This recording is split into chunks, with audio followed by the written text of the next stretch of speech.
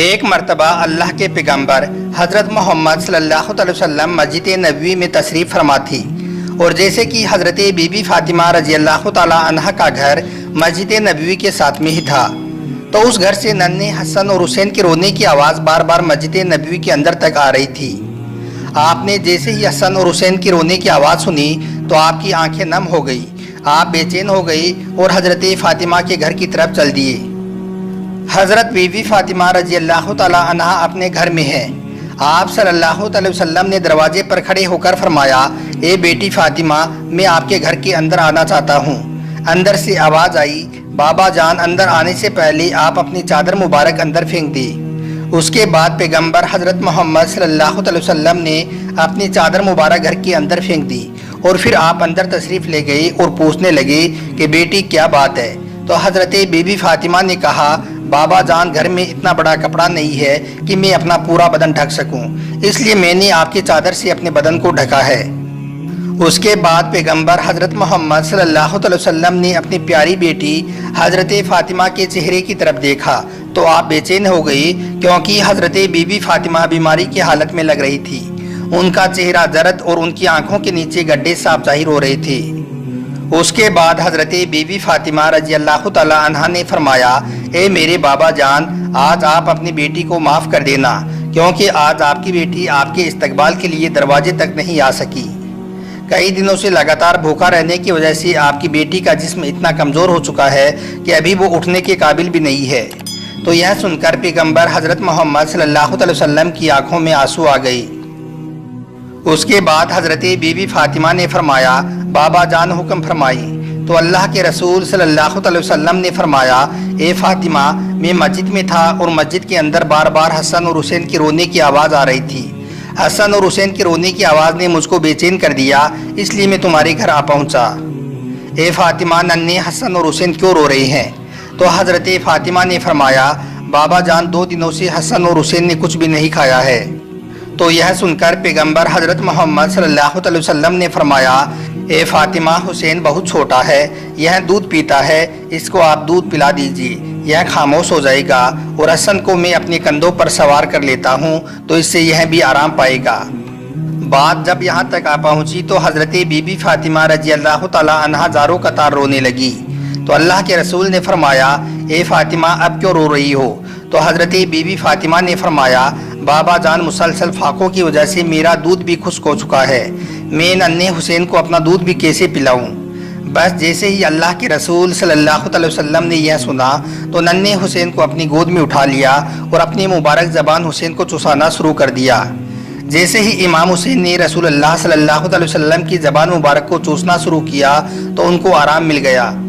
اس کے بعد پیغمبر حضرت محمد صلی اللہ علیہ وسلم نے اپنے نواسے حسن کو اپنی گود میں اٹھایا اور ان کو اپنے کندھوں پر سوار کر لیا۔ کچھ ہی دیر میں انہوں نے بھی آرام پایا۔ اتنے میں مسجد نبوی سے اذان کی آواز گونجنے لگی۔ فاطمہ نے اپنا مصلی بچھایا اور نماز کے لیے کھڑی ہو گئی۔ اتنے میں آپ صلی اللہ علیہ وسلم نے دیکھا کہ فاطمہ نماز پڑھتے پڑھتے گر گئی ہے۔ آپ دوڑتی ہوئی بیٹی کے پاس پہنچی اور پوچھنے لگی، بیٹی کیا ہوا؟ تو یہ سن کر حضرت بی بی فاطمہ رضی اللہ تعالی عنہا رونے لگی اور کہنے لگی، بابا جان، آج آپ کی بیٹی کا یہ 4تھے دن کا فاقہ ہے، 4 دن ہو گئے ہیں میں نے کچھ بھی نہیں کھایا ہے، یہاں تک کہ ایک کھجور کا دانہ بھی نہیں کھایا ہے، اس لیے کمزوری کی وجہ سے گر گئی ہوں۔ پھر آپ صلی اللہ علیہ وسلم نے دیکھا کہ بیٹی کے پیٹ پر 3 پتھر بندھے ہوئے ہیں۔ آپ نے پوچھا، بیٹی یہ کیا ہے؟ تو حضرت بی بی فاطمہ رضی اللہ تعالی عنہا نے فرمایا، بابا جان، آج آپ کی بیٹی کا 4تھے دن کا فاقہ ہے، اور ہر دن کے اعتبار سے میں نے اپنے پیٹ پر 1 پتھر باندھا ہے۔ پہلے دن بھوکی رہی تو میں نے اپنے پیٹ پر 1 پتھر باندھ لیا، پھر دوسرے دن کا دوسرا پتھر باندھ لیا، اور پھر تیسرے دن کا تیسرا پتھر باندھ لیا۔ یا رسول اللہ صلی اللہ علیہ وسلم، اس طرح سے میں نے 3 دن میں 3 پتھر اپنے پیٹ پر باندھ لیے ہیں۔ تو یہ سن کر اللہ کے پیغمبر حضرت محمد مصطفیٰ صلی اللہ علیہ وسلم نے فرمایا، اے بیٹی، اپنا مصلی اٹھا۔ حضرت فاطمہ نے اپنا مصلی اٹھایا تو دیکھا کہ نیچے سونے کا ڈھیر لگا ہوا ہے۔ آپ فرمانے لگی، بیٹی جتنا چاہو اتنا اٹھا لو، مگر کل قیامت کے دن اس کا حساب دینا ہوگا۔ تو یہ سن کر فاطمہ نے اس سونے کے ڈھیر پر تھوک کر واپس مصلی رکھ دیا۔ यह देखकर अल्लाह के पैगंबर हज़रत मोहम्मद सल्लल्लाहु अलैहि वसल्लम ने अपना मुबारक हाथ अपनी बेटी के सर पर रखा और फरमाने लगी, ए बेटी फातिमा, तुम्हारा यह सब्र ता क़यामत तक याद रखा जाएगा। तुम्हारा शोहर अली इस्लाम की तबलीग के लिए अल्लाह पाक की किताब कुरान को मुख्तलिफ शहरों में पहुँचाने के लिए इधर उधर घूम रहा है। उसके नतीजे में ख़ानदान नबूवत के चूल्हे ठंडे पड़ गए हैं। ए फातिमा, सब्र करो, अल्लाह सब्र करने वालों के साथ है।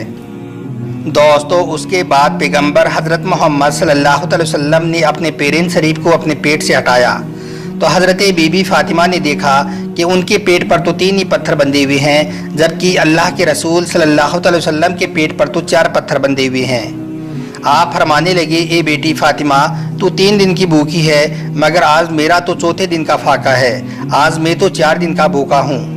दोस्तों, इनको क्या ज़रूरत थी 3-3, 4-4 दिन तक भूखे रहने की। अगर आप चाहते तो दुनिया भर के खजाने आपको मिल जाती। अगर आप चाहते तो आप जन्नत से खाना भी मंगा लेती, मगर ऐसा करने की वजह यह थी कि अपनी उम्मत के लोग गरीबी की वजह से अपनी आबरू का सौदा ना करें, अपने ईमान का सौदा ना करें। इस वजह से आपने 3-3, 4-4 दिन तक भूखा रहकर दुनिया वालों को दिखाया, पेट पर पत्थर बांधकर भी दुनिया को सिखाया।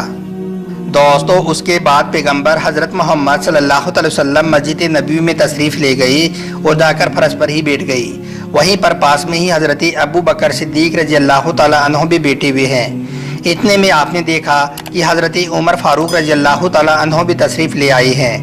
उनको देखते ही हज़रत अबू बकर सिद्दीक़ ने फरमाया, ए फ़ारूक आज़म, अभी तो नमाज का वक्त ही नहीं हुआ है, फिर इस वक्त आप क्यों आए हो? तो हज़रत फ़ारूक आज़म ने फरमाया, ए अबू बकर, आज तीसरे दिन का फाका है, 3 दिन की भूख ने बेहाल कर दिया है, इसलिए मैं घर से बाहर निकल आया हूँ। तो यह सुनकर हज़रत अबू बकर सिद्दीक़ रज़ी अल्लाह तआला अन्हु ने फरमाया, ए फ़ारूक आज़म, आज हमारे प्यारे नबी हुज़ूर सल्लल्लाहु अलैहि वसल्लम का तो 5वें दिन का फाका है।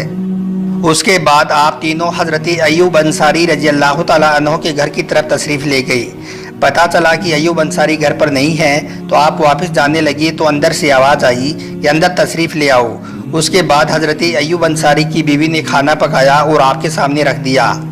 पैगंबर हज़रत मोहम्मद सल्लल्लाहु अलैहि वसल्लम ने एक रोटी पर थोड़ा सालन रखा और फरमाया, आज मेरा 5वें दिन का फाका है, पता नहीं मेरी बेटी फातिमा का आज कितने दिन का फाका है। पहले ये रोटी उसे दे आओ, उसके बाद ही मैं खाना खाऊंगा।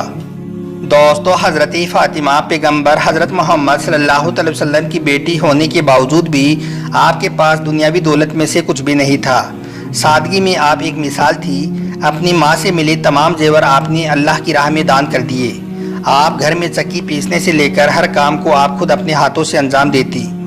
घर में बिस्तर के नाम पर एक ऊँट की सूखी खाल थी, जिस पर दिन में आपका ऊँट चारा खाता था और रात में वही खाल आपके सोने के काम में आती थी। आपने अपनी ज़िंदगी में अपने शौहर हज़रत अली से कभी भी किसी चीज़ की फरमाइश नहीं की। आप दुनिया की तमाम औरतों के लिए एक मिसाल हैं। हर औरत को आपसे सीख लेनी चाहिए और अपनी ज़िंदगी हज़रत फ़ातिमा रज़ी अल्लाह तआला अन्हा के नक्शे कदम पर गुजारनी चाहिए।